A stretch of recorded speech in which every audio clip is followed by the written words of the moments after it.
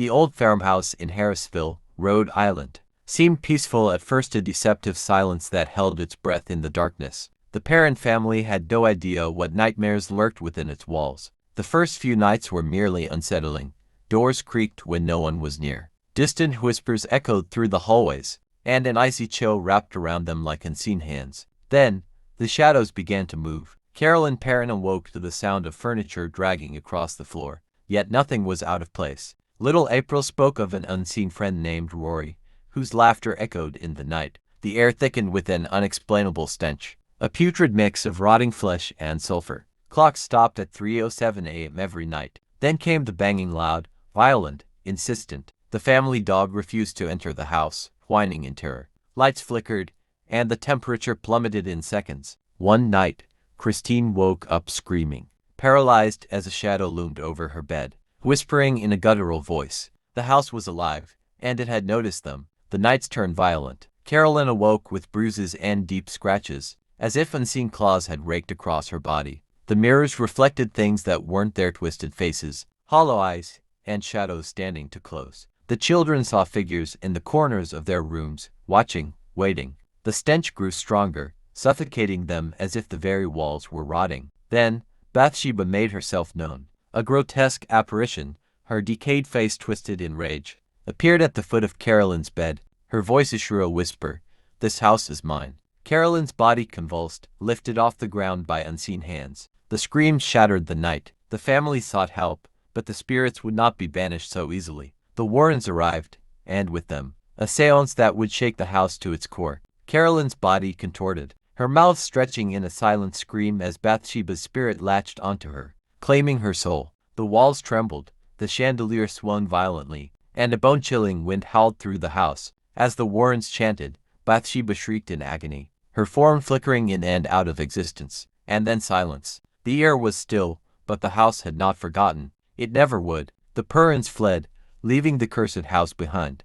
But the spirits, they lingered, waiting for the next unsuspecting soul to enter their domain. The Perron family thought the worst had passed, but the house was not done with them. Carolyn began losing time, drifting in and out of strange trances, her eyes empty as if something else had taken hold. The girls saw her standing in the middle of the night, whispering in a language they didn't understand. The kitchen table trembled, chairs scraping across the floor by themselves. One night, as Roger checked the basement, the door slammed shut behind him. Heavy footsteps echoed around him, but he was alone, or so he thought. Upstairs, the girls huddled together as the walls groaned, the house shifting as if breathing.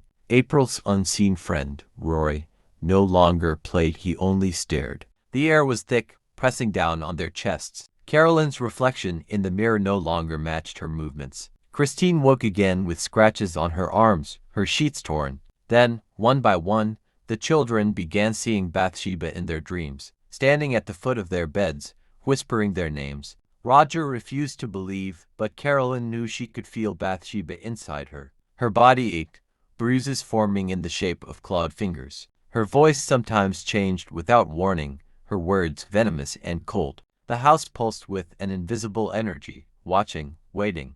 Then came the whispers every night, closer, clearer. They seeped into their dreams, invading their thoughts. When Carolyn awoke one night outside in the freezing cold, barefoot and confused, she knew she was losing herself. One evening, the family gathered for dinner when the plates shattered in unison, an unseen force flipping the table. Carolyn gasped, her body jerking violently as if struck. The children screamed as her eyes rolled back, her fingers clutching at her throat. Roger grabbed her, shaking her as she convulsed. A guttural, otherworldly growl escaped her lips before she collapsed. Silence followed, thick and suffocating. The house had made its claim. The family tried to leave, but the house refused to let them go. Every door slammed shut, windows sealed as if welded by unseen hands. Carolyn grew weaker, her skin pale, her eyes sunken. The children no longer played, they only listened, waiting for the next sound, the next movement in the shadows.